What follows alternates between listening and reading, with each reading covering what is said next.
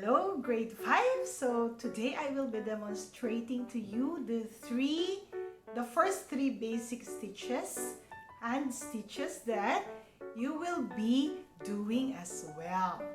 Okay, so I hope you're ready with your materials. So you should have pieces of cloth and needle and of course your thread. Okay, so I hope you already have your pieces of cloth. So I have here. Okay, so for demonstration purposes, we will have two pieces of almost the same size. And then by this time, you should know how to thread your needle and make a knot. Okay, so for demonstration purposes, if you are going to use a light colored cloth or white, you should use a dark thread so that I could see in your demonstration how you do the stitches. But when you are mending your clothes, example, if your t-shirt is white, of course you will have to use a white thread. Okay, I hope you got that. Now, since these are two, usually if you mend, if example this is a part of your shirt, usually you fold here and then try to mend it. But this time for our demonstration, we will use two pieces of cloth, put them together. If you are having a hard time holding the cloth together, again you can use a pin, right? You can use a pin to hold your cloth together before we do the stitches there. Okay, so that it will be easier for you to do your demo stitches.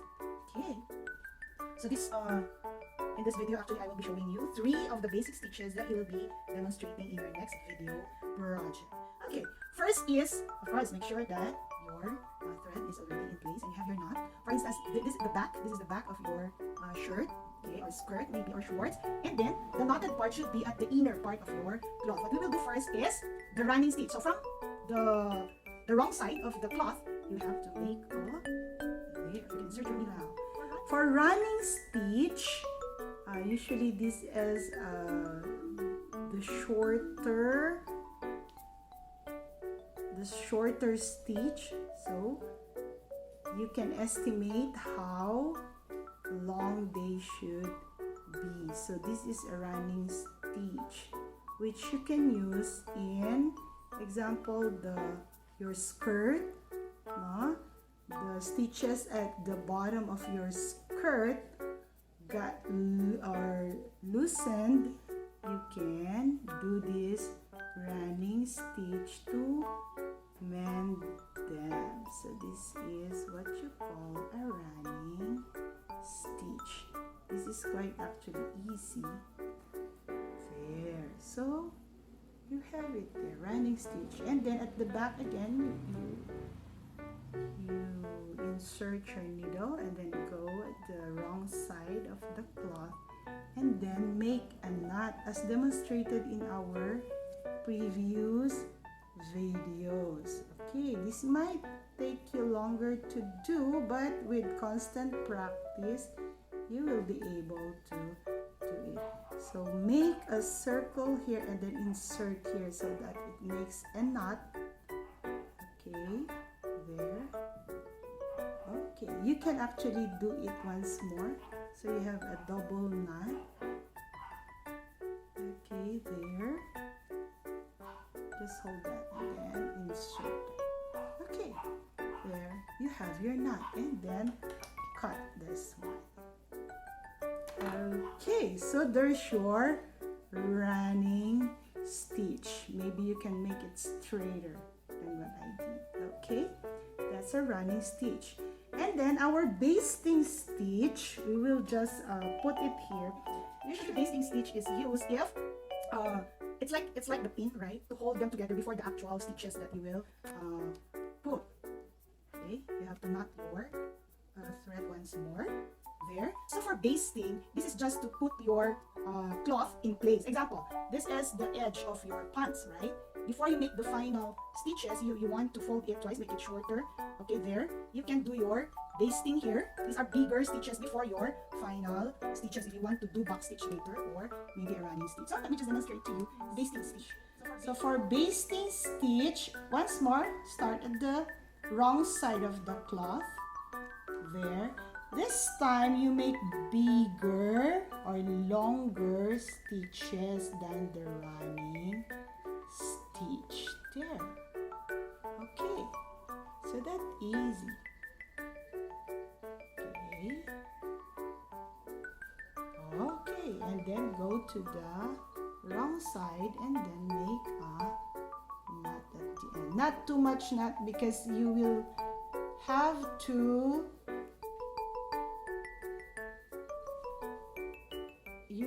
remove the stitches. Actually in basting you will have to once you put the final stitch, whether it's a back stitch or maybe hemming stitch, so one knot will do for basting. Okay, so that it will be easier for you to remove your basting stitch later. Okay, and if of course this thread is too short already for the next stitch, which is our box stitch, I have here a pre-threaded another needle. By the way, this is my cushion. It's a small stuffed toy, but you can actually buy the pin cushion. Okay, so make sure that your thread is knotted there. For the back stitch, this is quite more difficult than the running. So this is the running stitch, that's shorter, and then the basting stitch.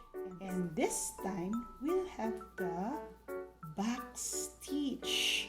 In our previous video, you saw this already. So again, you start at the wrong side. Okay, and then pull your thread that way, and then you go to the next. Make it shorter, and then there. Did you see? I place it there, and then I made another entry there, and then you have to go back at least half here, half the first. Okay, it's either half here or at the edge of the first stitch, right? And then make sure that on your next stitch you go over, over that one. Okay, you have to estimate so that your back stitch will have almost the same length, the stitches. So there you go. Okay, and then you go back here and then go over that one. You see, this is a sturdier stitch. Usually if you're going to cut your pants and then you want to fold it at the bottom, or maybe a skirt or a shorts, usually we use this box stitch so that the stitches are tighter. Okay, your thread won't loosen or won't be broken easily. Okay, just keep on doing that pattern. Okay, there. And you see it makes a line, right? Okay, I hope you're excited to do this one for your next project. So these are the stitches that you will be doing in your next video. Just like me, you have to take a video of yourself doing these stitches. Okay? Oh, it's not straight anymore. That's okay. Actually, my cloth is something like a silky one. That's why it's more difficult to sew in this. Okay. There you go. And if you reach the end, of course, you go inside again and then pull it on the wrong side. There. And then make a knot. Okay. You can get the stitches here. Make sure to have a circular there. No? There, can you see that? And then insert this one. Okay, so that it locks. You can double this or even 3 times, 4 times. If it's pants, maybe you can do it 4 times. Okay, so there you go. Okay, in this demonstration, and then of course you have to cut now. Cut your thread. Okay, in this demonstration, I used just 2 pieces of cloth. So you have your running stitch your basting stitch and then your box stitch. But in your demonstration, if it's easier for you to use separate pair of cloth, that's okay. Or maybe if you could fold this, one cloth, you could fold this, do a running stitch here. Okay, you can pin at the edge so that it will be easier for you. Okay, and then get another cloth or get another pair of cloth, do the basting here in this next pair. Okay, do your basting and then do your back stitch in the last pair. That's okay. But if you have a bigger piece of cloth, just like this one, okay, you can actually put all those three in just this two pieces of cloth. And then of course the use of pin is once you are done with your stitches, you can remove them. So your cloth is already there, no? They're together. So are you excited to do that? Okay, so you will be doing this. I hope mom or dad or ate or kuya can help you with this one. So you can take a video. You will take a video of yourself doing these stitches. Okay? Okay, grade 5. I'll see you in our, actually we only have 2 more videos to do, hopefully. Okay?